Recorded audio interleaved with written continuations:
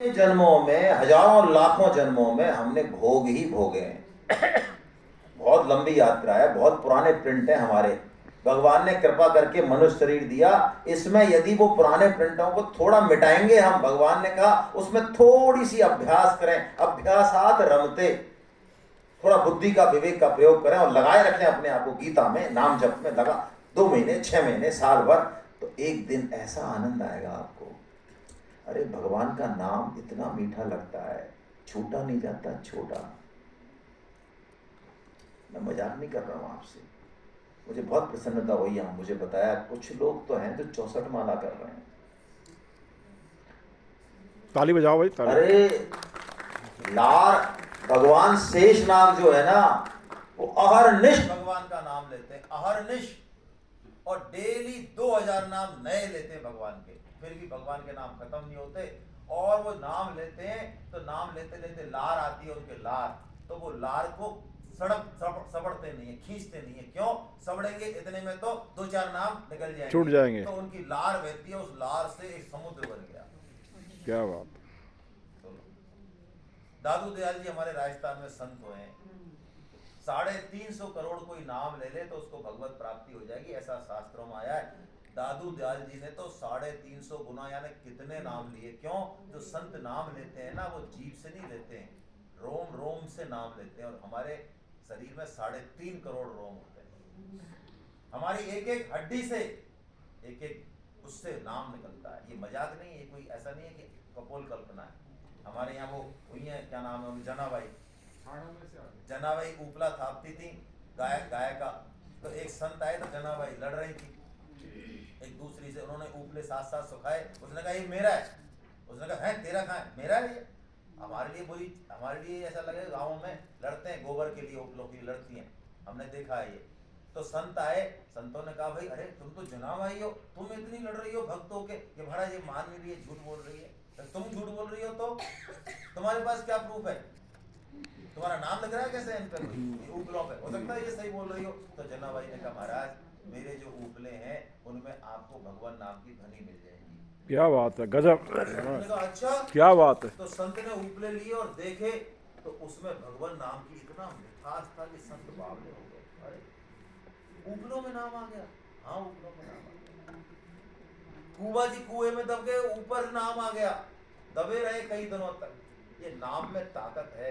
तो दादू दयाल जी ने नाम लिए ऐसे, बहुत मिठास भरा नाम दिया।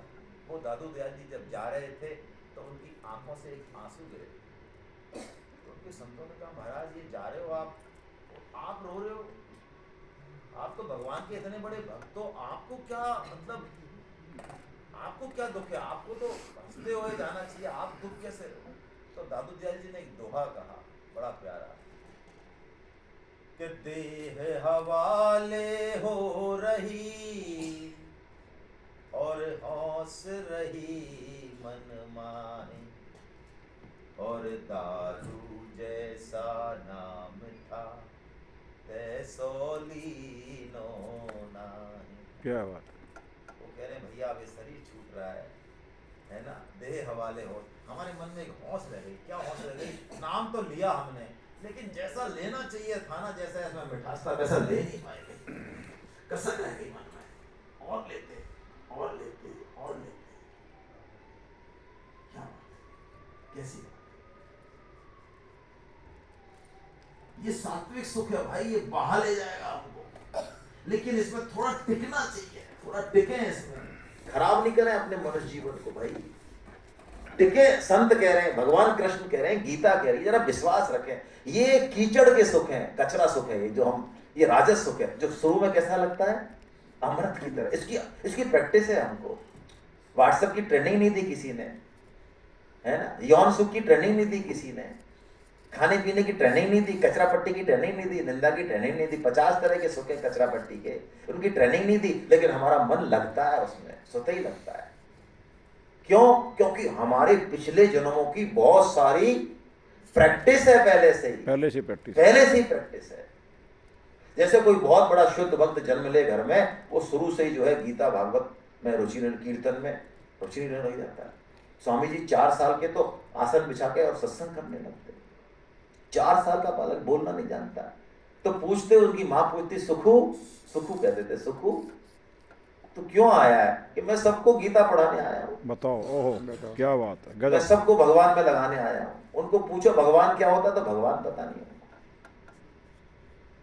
वो ऐसे आसन लगा के बैठते, कभी जमीन पे नहीं बैठते, आसन बिछा के बैठते और सुकू सुकू करके पूछते, तो कहते मैं सबको भगवान में लगाने आया हूं। ये सात्विक वृत्ति पिछले जन्म की है, हमारी राजस वृत्ति है। अभी हम गीता पढ़ेंगे, भगवान का प्रचार करेंगे, तो ऐसा संभव नहीं है कि हमारा जन्म हो। लेकिन मैं बता रहा हूं, फॉर एग्जाम्पल, चलो हो गया, तो हमारी यात्रा वहीं से शुरू हो जाएगी।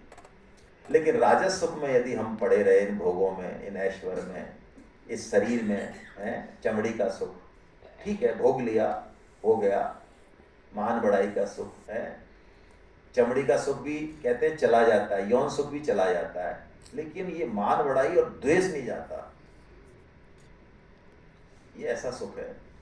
तो चैतन्य महाप्रभु ने इसको कहा कि सूअर का मल सबसे घृणित है। सूअर लैट्रिन खाता है, लैट्रिन अपने आप में घृणित है, और सूअर उसको भी खाता है, तो उसका मल, तो उससे घृणित कोई चीज नहीं। तो मान बढ़ाई सूकरी विष्टा, ऐसा चैतन्य महाप्रभु ने कहा कि यदि कोई मान बढ़ाई चाहता है कि यार मेरी प्रशंसा करो आप, मैं कितना बढ़िया इंसान हूं, कुछ तो बोलो यार मेरे लिए आप, है ना, और तुम बोलते रहो और मैं मना करता रहा हूं कि मत बोलो, मुझे अच्छा नहीं लग रहा, और अंदर से अच्छा लग रहा, ये नाटकबाजी जाती नहीं है हमारी। ये सुख सारे बेकार सुख है, राजस सुख है। शुरू में ये अमृत लगेंगे, लेकिन परिणाम में ये क्या देंगे? विष देंगे। विष। और बल्कि भगवान तो, स्वामी जी ने तो कहा कि विष से भी खतरनाक है।